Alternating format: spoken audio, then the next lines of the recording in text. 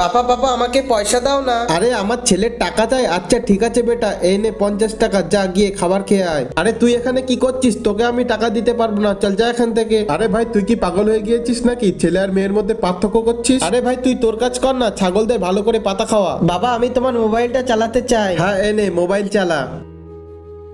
আরে তুই এখানে দাঁড়িয়ে কি দেখছিস? চল যা এখান থেকে।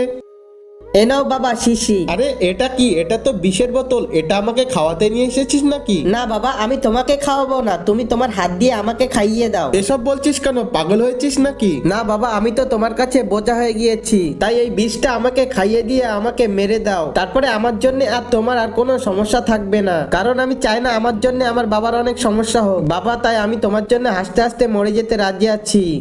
না বেটা, এই বিষ তোর জন্য নয়, এটা আমার জন্য। আমাকেই খাওয়া উচিত, কারণ আমি সবসময় ছেলে আর মেয়ের মধ্যে পার্থক্য করি। বেটা আমাকে মাফ করে দে। ছবিটিকে ভালোবেসে লাইক সাবস্ক্রাইব করো।